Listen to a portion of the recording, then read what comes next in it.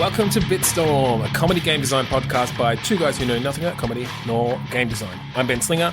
With me, as always, is Trevor Scott. Hello. And joining us this week is Drew from the House of Mario. Welcome. Hey guys, thank you very much for having me tonight. Oh, you are welcome. I'm looking forward to tonight, getting into some word play. Some imaginary games. Yep. Throw some games together.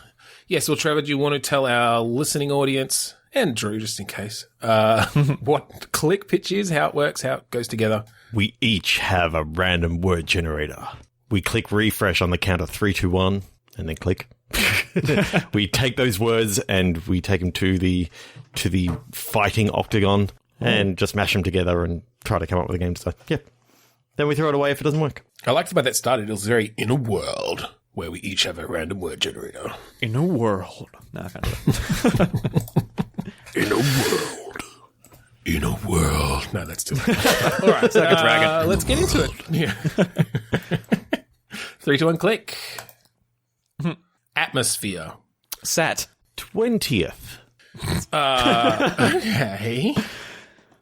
Okay. This is perhaps to do with space tourism.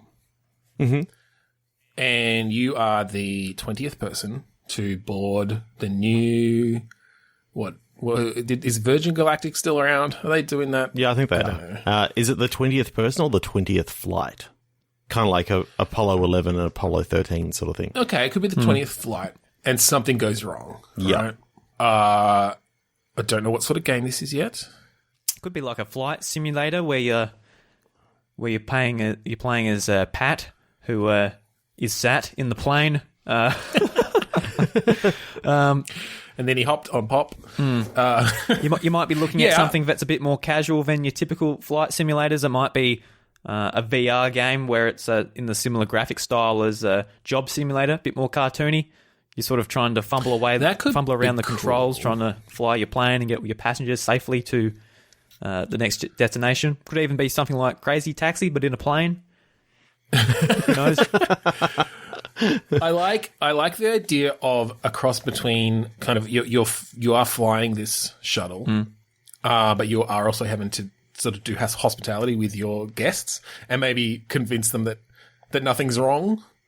Even though then you turn back and there's like all these red lights flashing and stuff, and you're having to like, oh shit, dump the fuel because it's going to explode, and then you turn around like you have to give someone a drink because they've come up, or they need the key to the toilet or something. Yeah, someone's about to look at like the red flashing light, so you've got to like stand in front of it and offer them a drink or a peanut or something. It's like, no, yes sir, everything's going fine. Would you like a glass of water? Meanwhile, exactly, the pilot's like stressing out, and the door opens, and people are starting to look in, and you got to quickly go and shut the door. Could be something like that, which is similar to maybe Overcooked or something, where like you're running around trying to make sure the passengers are oblivious to their certain death. Yeah, well, I liked your idea of it as a VR thing actually. So I think you're kind of sitting in the cockpit. And yeah, maybe you're sort of rotating around between the cockpit controls and actually having to not crash this thing and not have it explode, and passengers who keep coming up and asking for things. And so there's a bit of time management there of like, if you've got a tricky thing that's going on, if you leave it alone for too long, the whole ship might go up. But if you don't deal with this person who is complaining, about the smell, because there's a baby, if you leave them too long, they're going to notice that something's wrong, or they're just going to get more pissed off. So, are you the pilot, or are you like the flight attendant? Like, what is your role on this plane? I think you're both. You're both. I think they cut costs and they put one staff member on this orbit, low Earth orbit flight or whatever it is, a flight to the moon or something. You are having to deal with both the passengers and the plane. I'm no pilot, right? But I would imagine that would be pretty difficult trying to manage both at the same time. With autopilot nowadays, it's easy. So. You're only doing service in like the middle of the flight, and that's when the autopilot's actually doing stuff. I can imagine that the pilot. Maybe you have to keep fixing the autopilot, right? So if you fix the autopilot, then you're okay for a little while. And you can run the service cart down the aisle or something to keep people happy. but it breaks again, you know? Wheel comes off and you got to go and find it under the people's feet. Yeah, maybe sometimes you actually have to like do an EVA mission or something. You spill hot noodles like, over all right, the old person, and you've got to go and get them. We're going to put your in-flight movie on, turn the lights down low, and I'm just going to quickly hop out and fix this, patch up the hull. Oh, great! You're doing maintenance on the bloody side of the plane too while it's going. Well, you're in space. Who else is going to do it? Oh, we're in space. I thought we were in a plane. Right, gotcha. Yeah, no. This is like space flights. Yeah. Yeah, Virgin Galactic. So the idea that everyone's watching the movies and stuff, you just got to hope that no one actually opens up their blind to look outside at that time, because otherwise you get someone going, "There's something on the wing." So how do you go about that? Do you say, you can't open the blinds because we're too close to the sun and it will blind you, or what excuse do we come up with? Yeah. It might just be that if you're out there, you have to be watching for, you can see the interior lights or something if it's open, and you have to wait until they close it again before you can go past or something, sort of a timing mechanic. That could be cool. While you're being a literal mechanic. Do we have any upgrade mechanics sort of in this game so you can sort of upgrade your plane or your spacecraft or something like that? I'm thinking, you could if you manage to kind of get on top of the repairs well enough, but I'm kind of thinking this as I don't know, what I guess what would be the win condition? Is it just how long you can survive? Is it you actually make it to the moon with all this stuff happening? I'm almost picturing a bit of a roguelike aspect where it's like, all right, let's give this another go. This time we're going to make it to the moon. And it just throws kind of random problems at you with the, having to patch the hull, having to deal with the autopilot, having to, you do something with the fuel or whatever.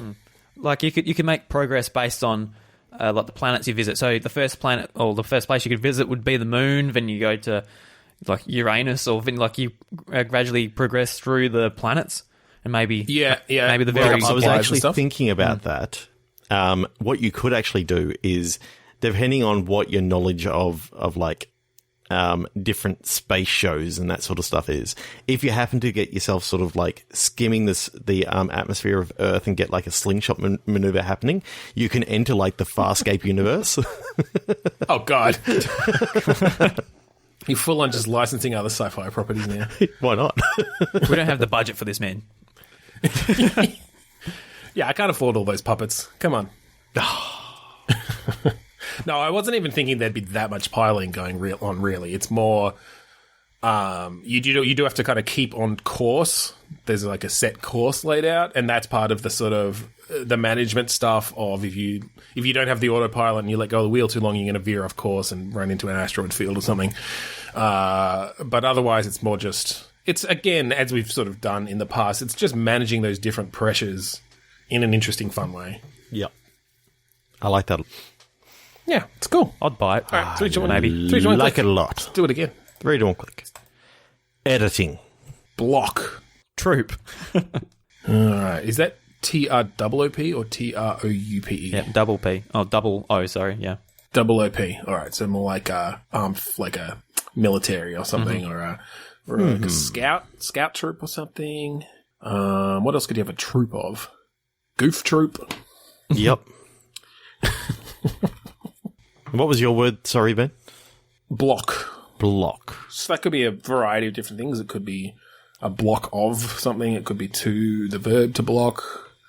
Could be like block, like as in pixel, as in 8-bit. Could be like a 8-bit turn-based strategy where you're controlling your army, your troops. What was your word, Trevor? Editing. So I kind of like the idea of... Remember the game Hack and Slash? Yes, Double Fine. Yeah, so hack is in the computer hacking, and slashing is in doing stuff. So I like the idea that you've got like an 8-bitty style military troop. But what you can do is you can actually go and like edit the properties of like an individual member of your troop to give them extra capability, basically hacking into this unit to give them like leadership qualities or something like that. And you've got rather than having to. So is this kind of a world? There's a war going on, but is it that you've discovered you're in like the Matrix? You're in a simulation, and when you find certain resources, it means you can like alter that simulation to affect your troops, right? Because you don't want to. Obviously, you can't just say, "All right, open up the code of all of my, troop members and put all their health up to 1 billion." No. Because obviously got to be some limitations. What I think that you've actually got is, I really like the idea of this being like 8-bit graphics, as you said, Drew. The idea being that it's sort of set in like a futuristic 1980s, where there's sort of like a war game sort of scenario going on, but you're dealing with I'm thinking like drones or robots sort of thing, and you've got limited powers in which processing power in which you can give some of your drones extra abilities, and as they sort of collect more resources out there, you get more power to distribute between the drones. That's interesting. I guess how is that? I mean, it's a cool narrative hook for sure. But otherwise, is it just upgrading your units in that way, or is there going to be really something different about the fact that you're kind of hacking into their code? Well, I think that changes the mechanics. What you can actually do is, depending on sort of like the path that you go down in hacking this particular robot, you may be able to install certain code into this one drone that can actually convert enemy drones to your side, sort of thing. And then, being that you're trying to beat a whole heap of different type of enemy types that do different damage. So therefore, you'd be thinking about, okay, if I've got these sort of 3 at the front that can actually completely block this energy type, and then this one behind can inject some nano probes to convert it into this guy onto my side. You could definitely play around with the RTS tropes with that. Yeah, what I like about that is I like the idea of and again, like at the end of the day, it's just an upgrade mechanic, which is fine, and it is a cool idea. I like the idea that it makes your troops really valuable. It's a bit more of an XCOM-ish vibe, even if we don't go turn-based, if we're going real time. But in that, you don't want to lose someone you've spent a lot of your like processing power on, because you've given them all these cool things. I do then also like the idea of you might on the battlefield or whatever you find a floppy disk, and it's got a special piece of software on it that you may only ever have one of. And again, you could almost bring in roguelike stuff where they're semi randomly generated, or as you play through, you unlock new ones, that are really, they're sort of perks then that you can give to one of your soldiers. And that might be some of the like being able to, then further hack into enemy soldiers and turn them to your side, or, even just giving boosts to certain things or whatever, making them more intelligent. I think there's a lot of cool things you could do there. Yeah. So far, this game sounds very serious. So I think I'd like to add a little aspect in that is a bit more fun, might bring in the casual audience a bit more. And I'm thinking something along the lines of like Nintendogs or something, where you can pat your robots, you can look after them, and that sort of helps make them a bit more loyal to you. Keep it 80s. Tamagotchi. Yes. That would be pretty cool. A throwback to, Tamagotchi. Do like the training thing, like on the old Digimon Tamagotchis, where it goes, and you got to press the button at the right time, and that's how you can... I like that idea, actually. Some sort of timing mechanics around doing the actual upgrading, which can be in line with, how well you hack them, basically. Well, you could do... but also, having to keep them happy or their morale up or something. You could do like the stereotypical like hacking mini games in there where you've got to like put the wires together or something in the training mode. Yeah. I'm seeing like the cutscenes are like heavily, really, really good CGI, and then the gameplay is like all this old 8-bit sort of stuff. No. I think the cutscenes should be like high quality kind of F&B. No. Come on. Just like the old Final Fantasy games, you're like, my God, VR. it looks awesome. It's the cutscenes of VR, and then you take your helmet off and you play a 32 by 32 pixel game. No, I was going to say that they're high quality pixel art, kind of, in the style of some of the I don't know, some of the later adventure games where you'd get almost cartoonish or you get the close-ups of people and stuff, but it's still relatively low res. And sort of, semi-limited movement, but you can get some really dramatic and interesting shots. So the question now is, the Tamagotchi, like, part of the game, is that, like, an actual thing that you physically can take around elsewhere? And maybe it's an app on your phone. Oh, that'd be cool. Yeah, it's sort of like you've got your AI that you're fostering and just trying to make the AI stronger and trust you more. And Well, I think just you've got your series of troops, and maybe you make it a maximum of, like, I don't know, 4 to 6 that you can have at a time. But yeah, you do have to, throughout the day, at least a couple of times, come and, like, interact with them in some way. Otherwise, when you sit down to play the game that night, they're not gonna be as effective. That could be really cool. That's actually a neat hook that I feel like would go down well in this sort of game. So definitely. Do you think this is going to be marketed towards older players or, like, a bit younger, say, children? Because, like, just thinking about the Tamagotchi aspect, I'm getting, like, real Digimon vibes from it now.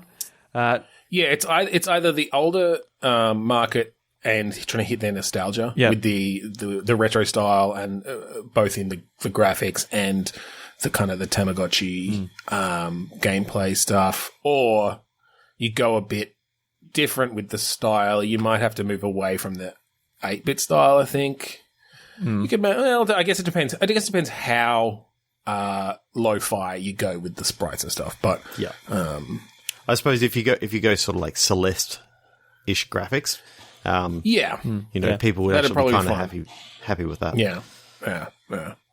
Then you could capture that kid market, I think, if you did it well enough. Yeah. I'm actually really liking this idea from a marketing perspective. I feel like it could sell. Yeah, make a toy.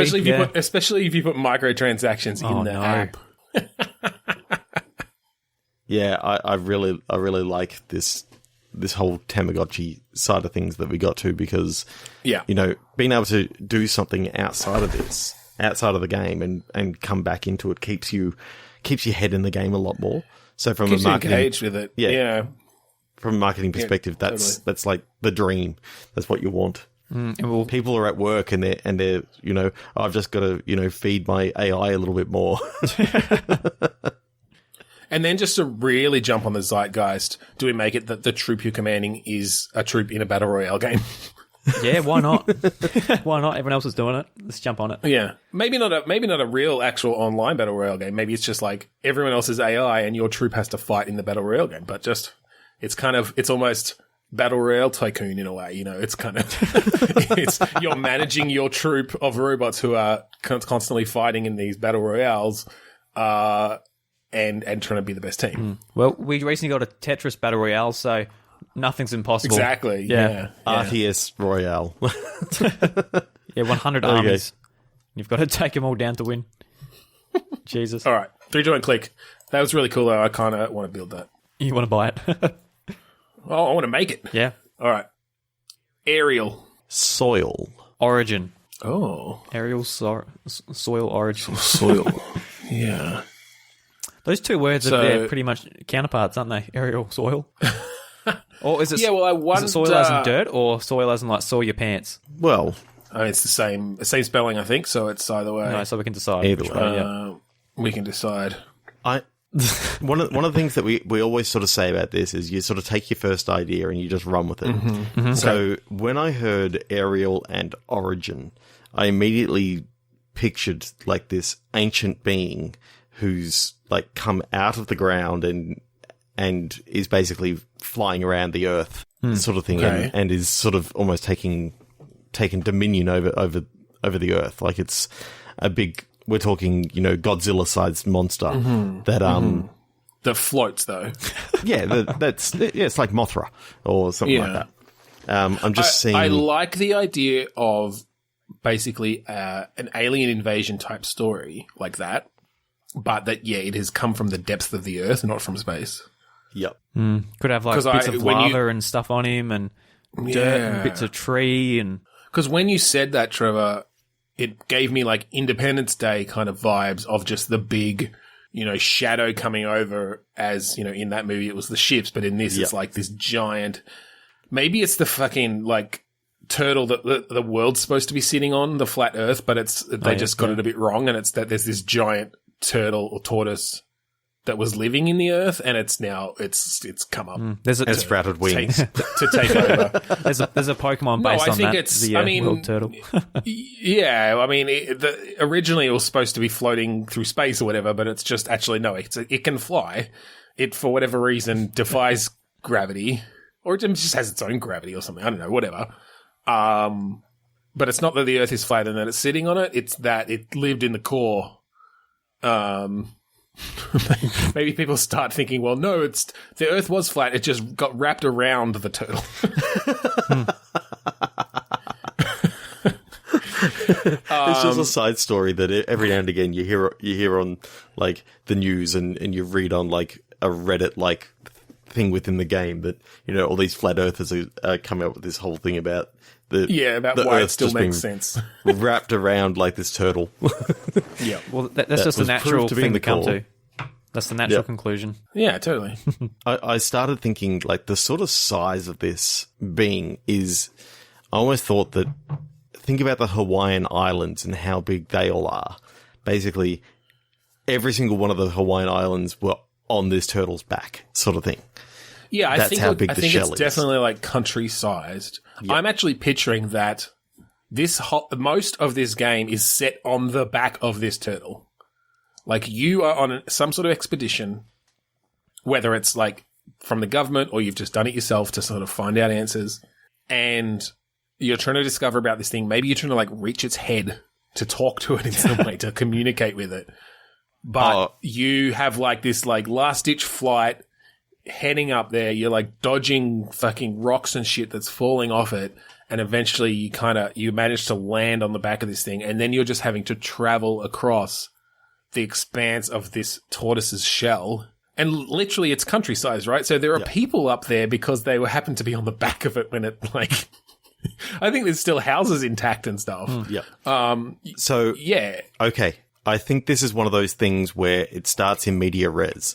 Basically, you're already on the back of the thing. You're doing some basic stuff in the prologue, and then you start sliding down like this sort of, the trail just cuts off and you start sliding down, and then you sort of grip out to the side as you look down, and you're literally hanging off the edge of the shell. And that's where it's sort of... So that's the first time we reveal where you even are. Yeah. And then it shows to 3 weeks earlier, and you find out about this this thing, and then you get to do the flight onto the back of this thing.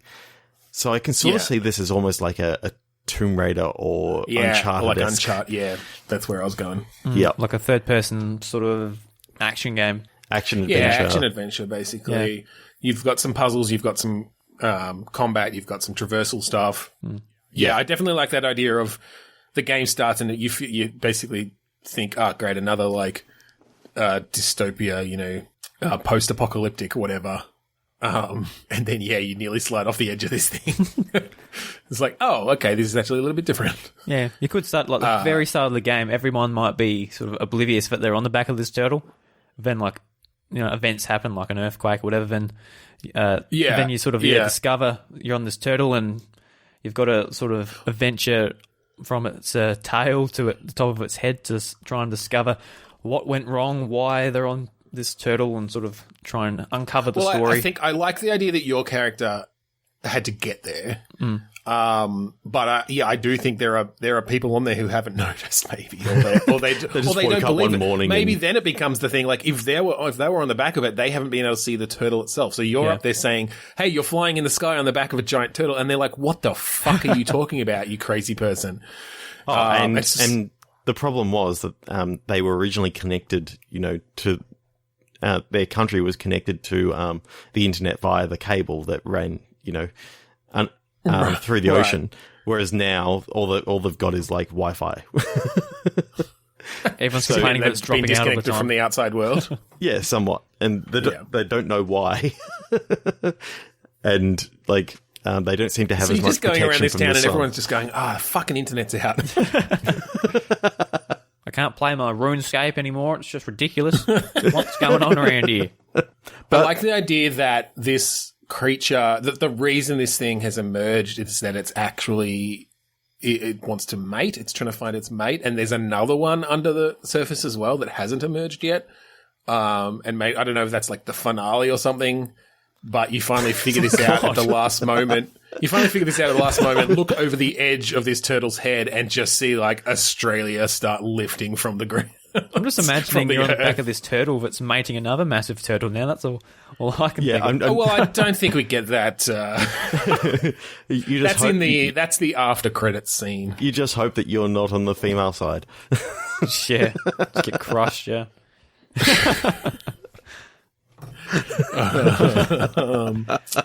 Yeah. So no, I really actually like that narrative idea of traveling across the back like that. That's Actually, there's some really cool shit you could do. That could be the sequel. It could be on the females turtles side of things, and it could be like a Majora's Mask where you've got the day limit, and if when that time runs out, that's when the male turtle comes to mate, and you get crushed, and you got to start again. It's business time. 3, 2, 1, click. Marriage. Alphabet. Touch. Marriage alphabet Okay. touch. Sounds like an old DS game. Marriage alphabet touch, like badly translated. It could be like an educational game to learn the alphabet for young women who dream of getting married, like when they're 8 years old and they're in the sort of phase where they're doing dress ups and stuff. And this game could be an educational alphabet game for. So it's a cross between like one of those dress up games and an educational game. Something you'll probably see on the DS or maybe even a Facebook game, something like that, where you've got to dress up the little girl, and she's like, "Oh, how do you spell dress?" And you write in dress. And she's like, "Yay, you got it right! Congrats!" When I heard the name of that, for some reason it brought like a rhythm game to mind as well. So maybe there's something around matching letters to the rhythm. And then the marriage side of things. I mean, I guess that could come in maybe planning, like helping to plan the wedding, and how well you play at the game means like the dress is this good, or the tuxes, or the flowers, or the, and at the end you get a score, right? You get an S rank wedding. Maybe if you're matching the letters together, that could be called marrying the letters together. Then when instead of like ding ding, when you match the letters, it goes like duh, duh, duh, like that's the wedding theme. Every every letter you match. Every time. That's gonna get annoying. But yeah, okay. Here comes the letters. And they sort of go up with the tuxedo and the veil. They kiss and they yeah. So touch, I'm seeing that as maybe touchscreen. So this is on a phone or iPad. Well, yeah, of I think some we're kind. talking DS, right? Oh, DS. We'll say DS. Yep, Yeah. Sorry, missed that part.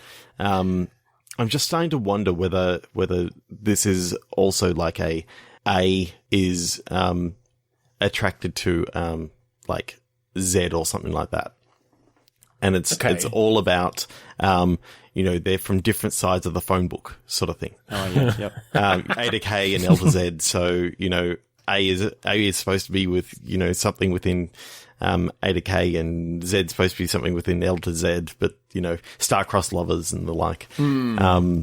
I do like that idea. I mean, for one, just taking away from any sort of gender stereotyping, right? They're genderless letters, which works well. And then, I think the gameplay can still be similar, in that, like that's the sort of background story is that it's like A wants to marry Z, and you're sort of revealing things about why they're star-crossed lovers, as it were. You've got so I want to know, in this world, how well do M and N get along? No, sorry. No, because M is actually the middle, like they do A to K, L to Z, but that's sort of more about the distribution, right? Yep. I think you're splitting it. It's more about the distance that they're from.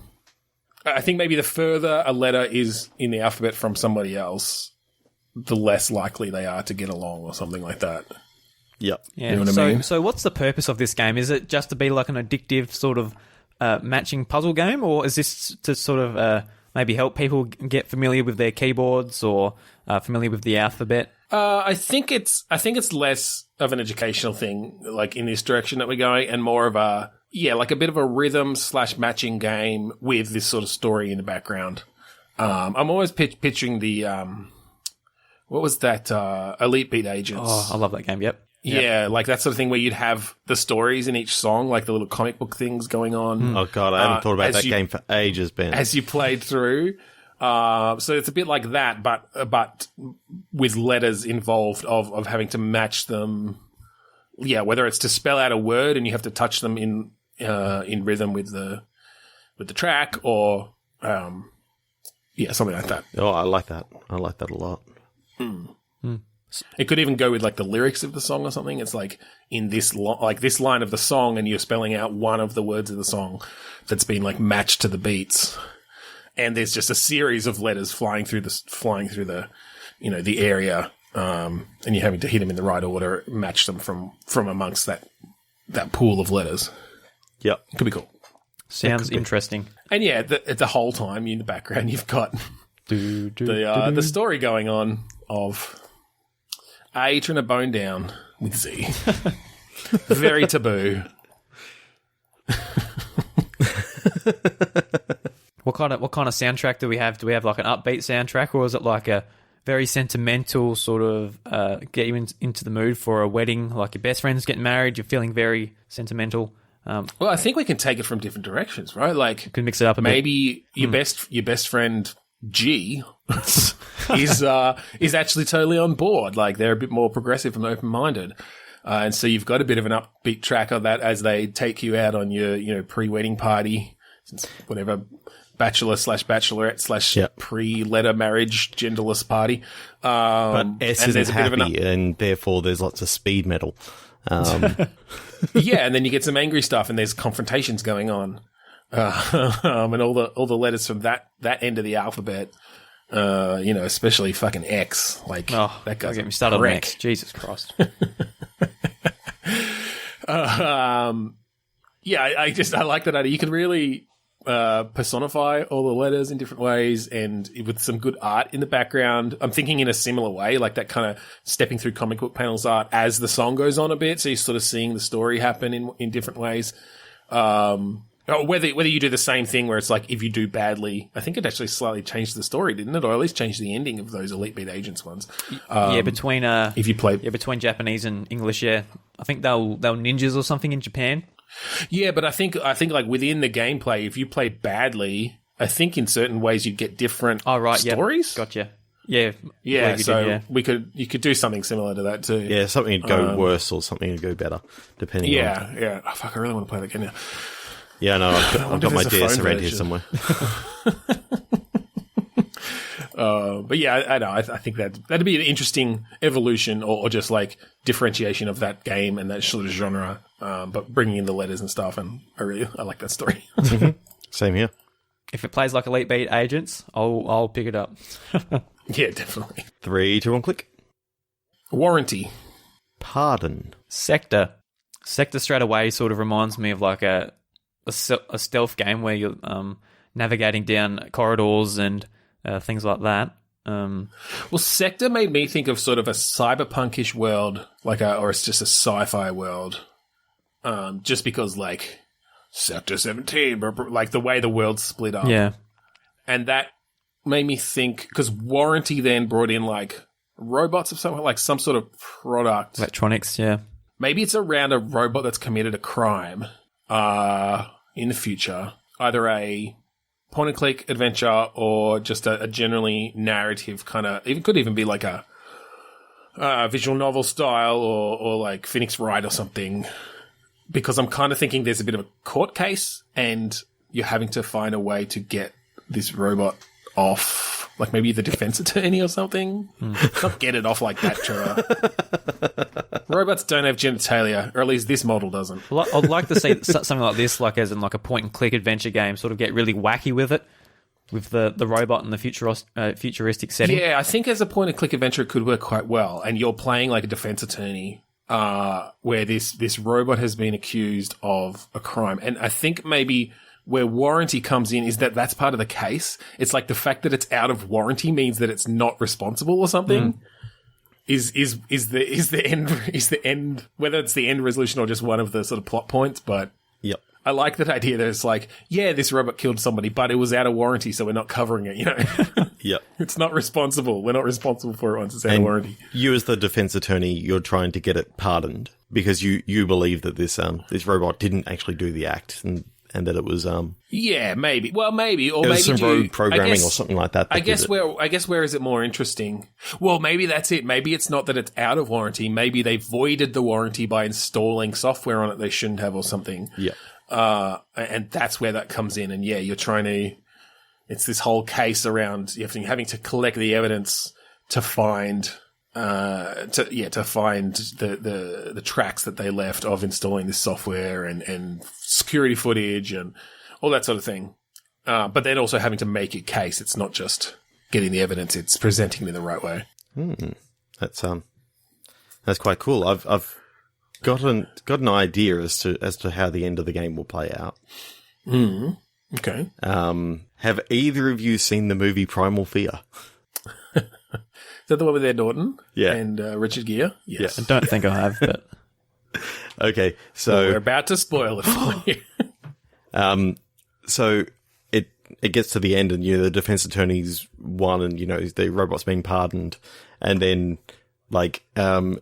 just going through some of the files, sort of cleaning up his stuff at the end, he realizes that the robot actually orchestrated the entire thing in this particular thing, and actually did actually do it, and has attained full on sentience or something like that. And yeah, you finally the case is over. They've been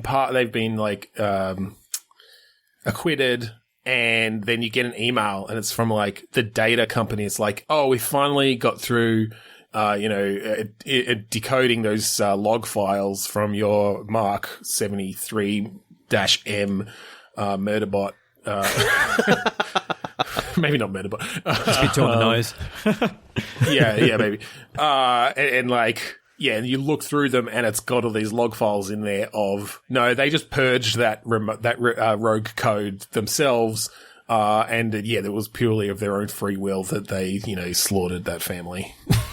Yeah, I can just imagine that being as now but they've been acquitted of this murder and they can't be tried again for it or whatever in this world or.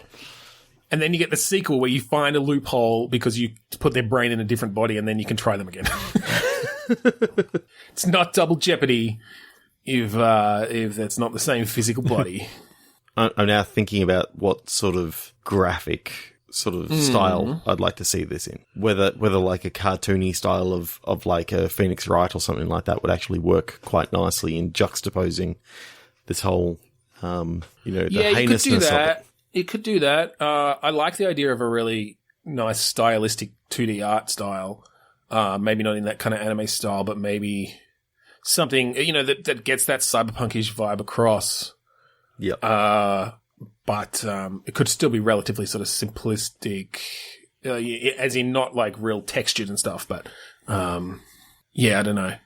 I'm sure I could troll through my Twitter feed of artists and find someone who would do it perfectly to tell you what I'm thinking of. But but yeah, that sort of 2D style, not fully animated kind of thing. You're mostly going for key poses to really get the personalities across.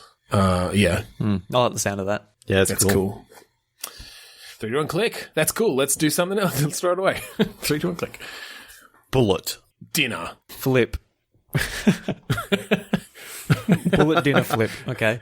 All right. I immediately went to some action type game where you are some sort of creature that eats bullets, or it's almost like an infinite runner slash shoot 'em up sort of thing, except instead of trying to dodge all the bullets, you're trying to catch them all, right? You're trying to eat them all. It's almost like parkour. It's always parkour Pac-Man. What? Yeah, that's literally the opposite way that any of the games have really done bullet hell before. Yeah, yeah, and look again. You could flip it around so it's only certain ones you want to catch. It could just be, and look, like a lot of those infinite runners, you're trying to collect things, but just adding on top of that the fact that it's not just things that are sitting there in your path; it's that someone's shooting them towards you, so they're moving. And you're still trying to collect them all. You know, I feel like there could be some really interesting changes to that general infinite runner mechanic. Okay. What you've got is a continually counting down sort of, I'm thinking that it's maybe like a lead count, you know, how much lead you've actually consumed. And so the more lead that you have, the longer that you can go. If you're not collecting enough bullets, like by actually eating them with your mouth rather than like if they hit you and that sort of stuff, they, you know, sort of take away from your counter. Mm-hmm. But then, so it's a continually counting down. You've got to try and, you know, make sure that you've got enough, you're eating enough bullets to keep the energy up. Well, I wonder if there's also a mix between maybe you can get full, in that you eat a certain amount of bullets and then any more that hit you after that you run into after that are actually going to damage you until you like digest them or something. Yeah. Mm-hmm. You could have like the bullets being different colors or something as well. So maybe, I don't know whether it would change the sort of color you need to get, or whether like purple ones are bad for your tummy, so you stay away from them. But blue ones are good for your health, and red ones might be good for your speed or power or something like that. Yeah, I like the idea of different meal types, basically giving you different boosts or buffs or something, or debuffs. I'm just picturing like debuffs being like you bleed profusely or something like that. God, yeah. Well, this is the thing. So let's go a bit more to the kind of visual motifs and the story based stuff, or just the setup. What sort of creature are you that's eating these bullets? I'm just imagining like an average bloke, probably just with a knife and fork and a bib on. Just, you know, just trying to catch the bullets with a knife and fork. And he just sort of flips it with the fork into his mouth. And that's just what the little animation is every time he eats it. It's just bullet eater Dan. Yeah. I'm sort of picturing like a guy almost like a pendulette or a teller. You know how they do the bullet catch sort of thing? Yeah. So he's a magician. He's just practicing. He's got it down to a fine art. Yeah, well, that's the story. No, I feel like we could come up with something interesting around why this guy is all these people. You know, maybe you can character select, but why are they trying to eat bullets?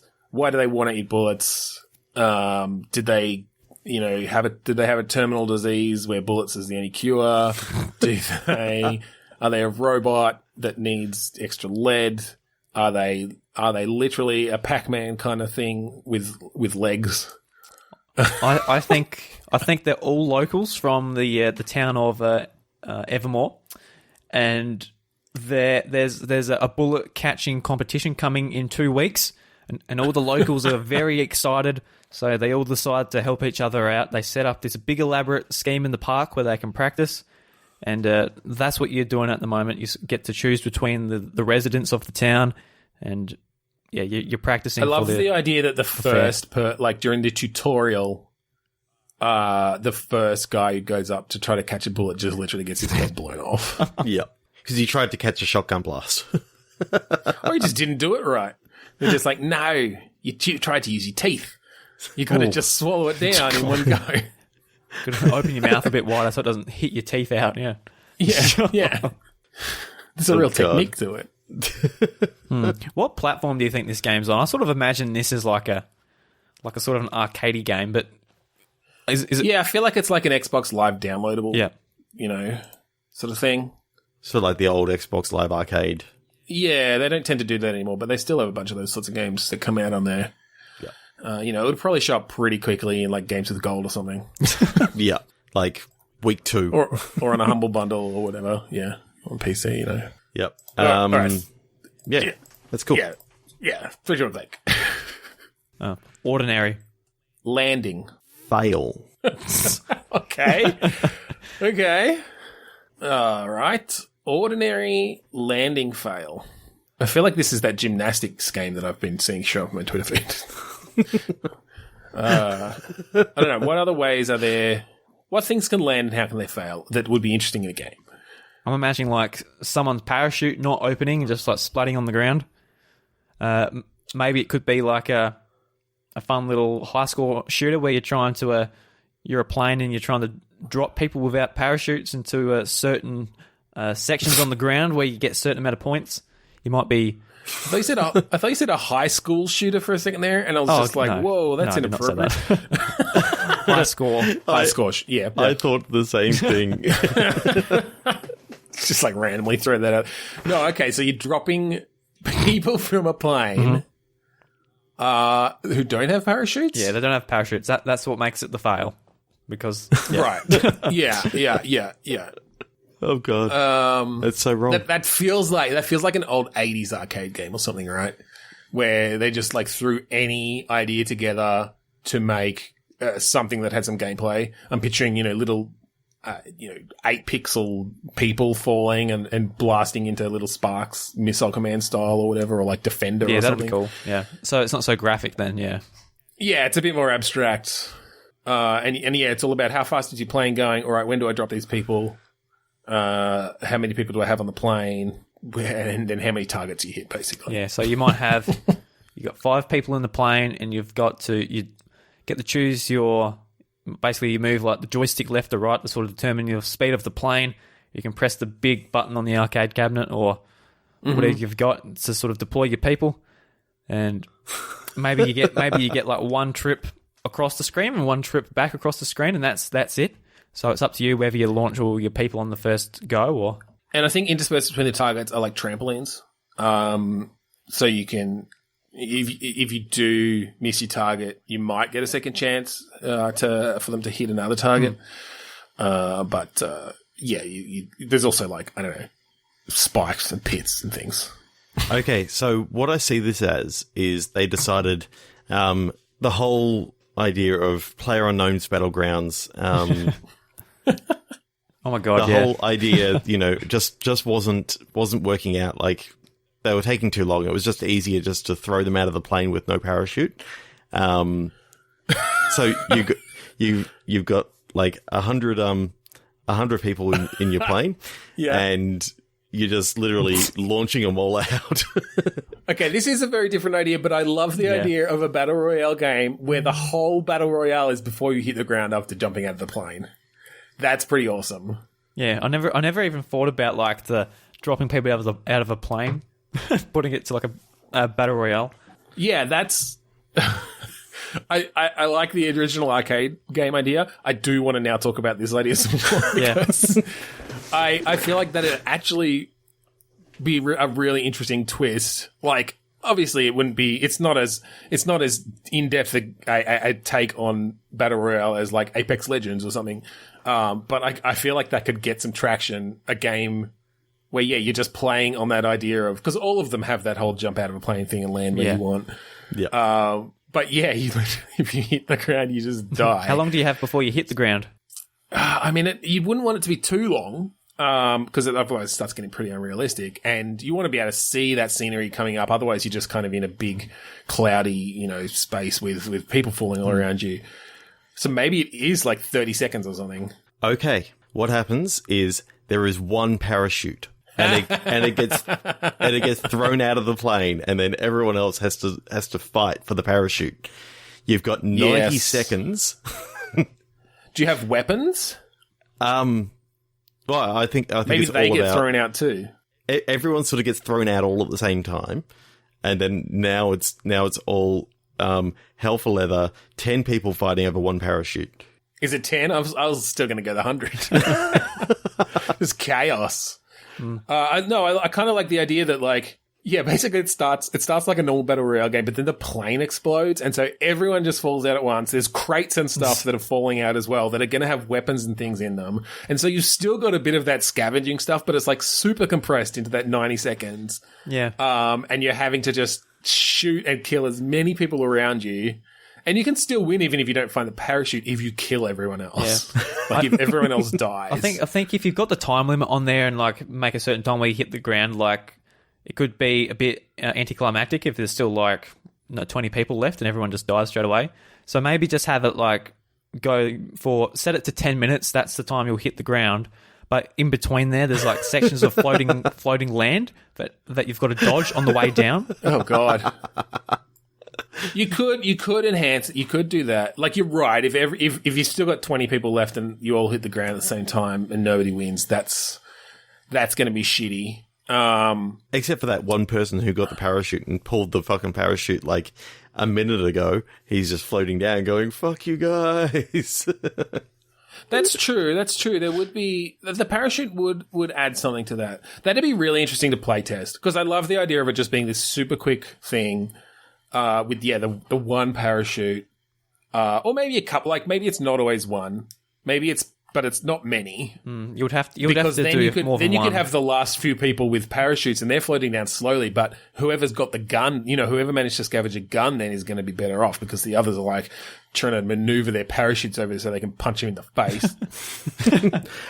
or tangle up your parachute with like a bit of rope that they've got or something like that, so they can compress it a bit. Or well, maybe everyone has a jetpack and it has limited fuel to sort of use.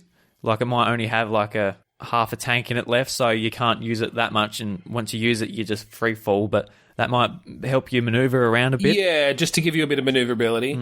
Yeah, I agree that there should probably be something around the maneuverability, although it could even just be as much as like taking the different pose to like dive a bit faster to get closer to someone, or like spread out to sort of go a bit slower, but other people might catch up with you. So you've sort of got a bit of up-down maneuverability there. Yeah. But it's all relative to the other people. I really actually like that. That's another game I'd really love to just prototype. Is it free to play? Yeah, I think it's going to be free to play. What you can do is you can, buy different skins, but the sort of skins that you can buy are different, like... Maybe there's wingsuits that you can buy. I like the idea of wingsuits to get some maneuverability in the sky and that sort of stuff. Yeah, you could all have wingsuits on, but then they're only effective enough. They're not effective enough to actually land safely. They're effective enough to give you that maneuverability. Yeah, but you couldn't land with them. Maybe the things you. Like the cosmetic items are different expressions on your face, but all of them have to have like flapping cheeks and like skin that's just like as you're falling. But there's all sorts of different expressions you can have, and you can buy different goggles. Just yeah, like helmets, goggles, and I mean obviously your usual like clothing items, but you can get different splat decals. For when you land on the ground. When you land. I love the idea of a limited edition splat decal that just spells out like "fuck you all" in blood, guts. Yeah, it's like we've got to spend money on a decal that you can only see when you lose. Yeah. Well, but the winners see it. The winners will see it. The winners will just see it on the ground below them. All these decals made out in blood and guts. I kind of do like the idea that. What's it called? CS:GO had of, before each round starts, you can you've got to use some of your in-game cash to purchase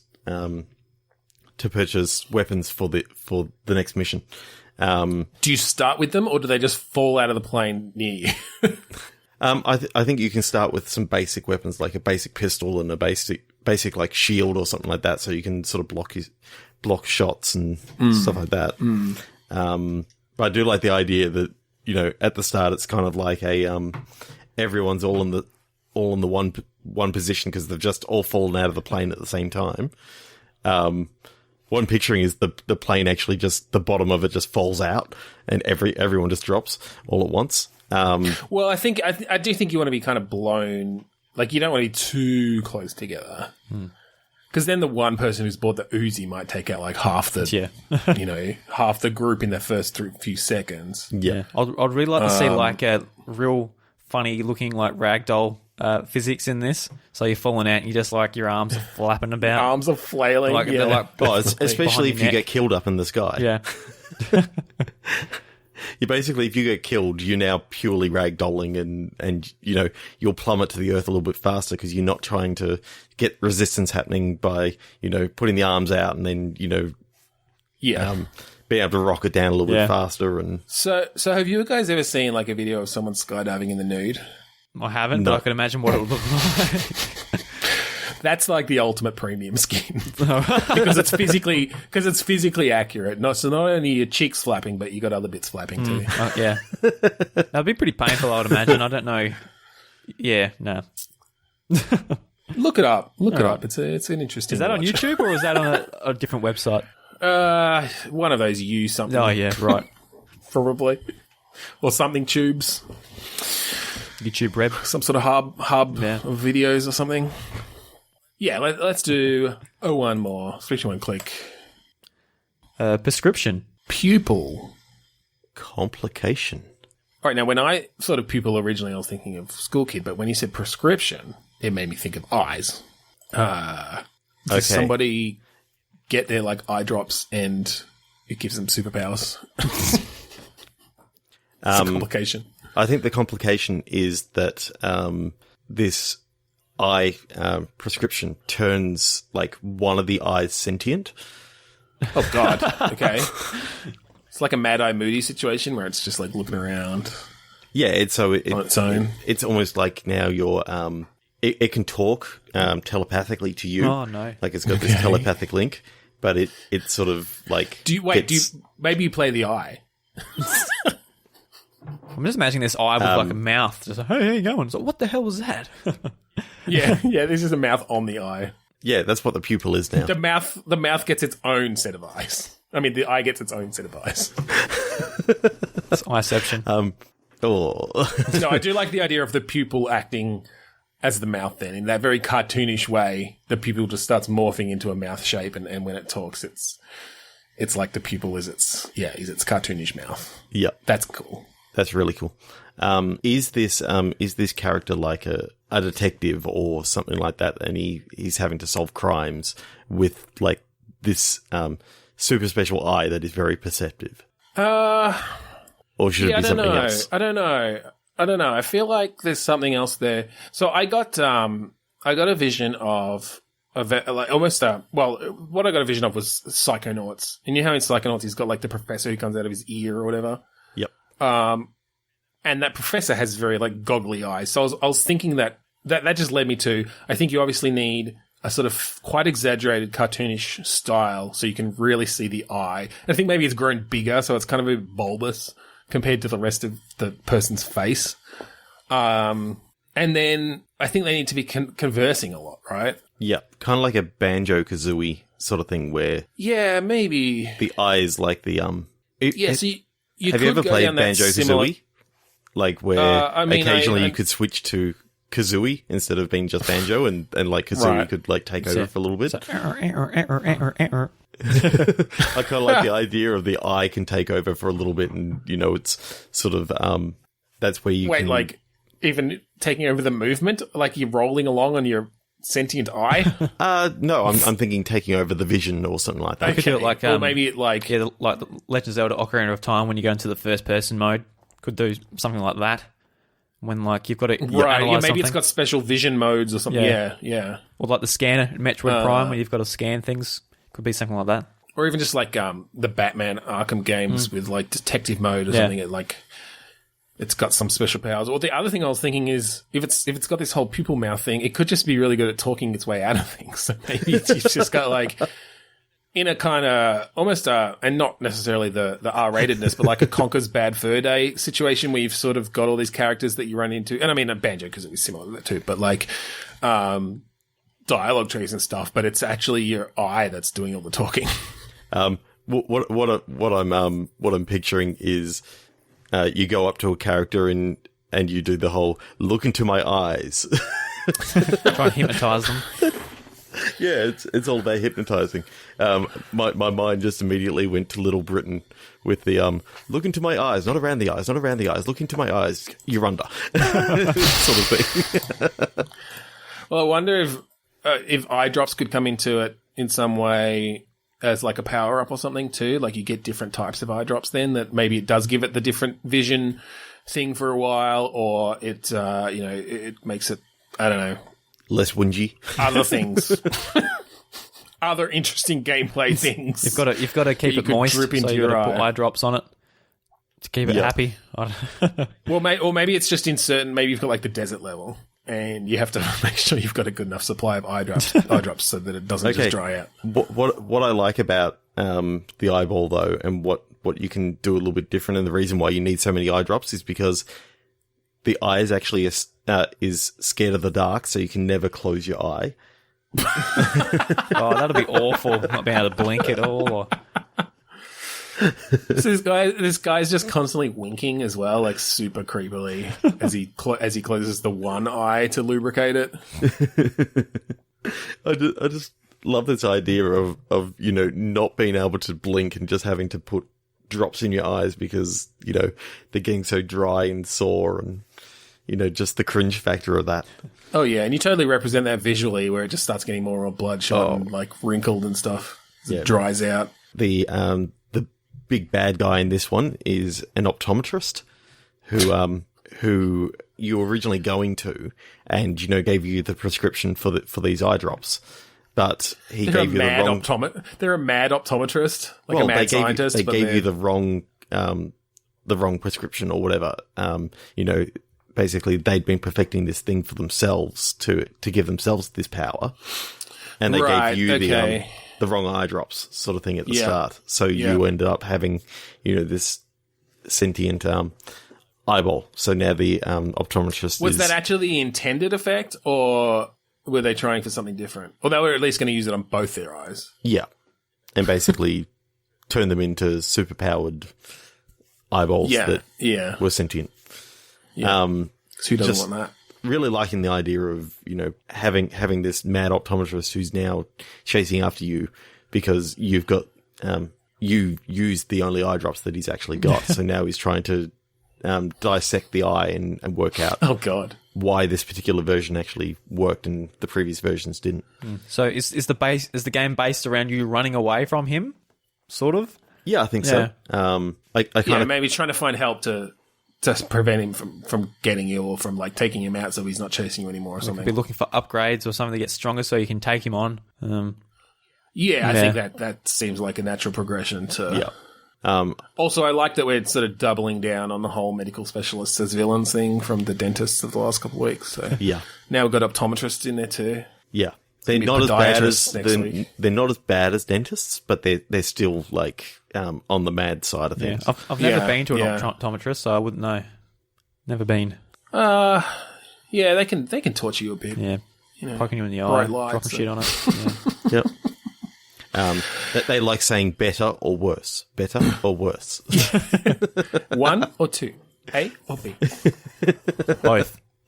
Yeah, I'm just picturing that they lock you down into this seat, and they've got like a laser scalpel in one hand and like a metal scalpel in the other hand, and they're like 1 or 2, 1 or 2, and you've got to choose which one you want to get your eye scooped out with, or it's a melon baller. Oh god, rusty spoon. Yep. All right, well, I think we'll leave it there on that grand idea. Oh. And finish it up for this week. Thank you very much for joining us, Drew. This is a lot of fun. Do you want to tell our listening audience where they can find you and your podcast? I host the House of Mario, a Nintendo podcast, also here on the 8-Bit Collective with my co-host Bryce DeWitt. We quite often have guests guests on. Lately, we've done a Switch guide for new buyers. We've had Rainbow Art, the developers of Reverie, on. And we have a lot of fun with it. And if you're into Nintendo and all that type of stuff, come on over and have a listen. Yeah, for sure. I recommend that you do. It's a good, fun podcast. Thank you. Listen to the last couple of episodes.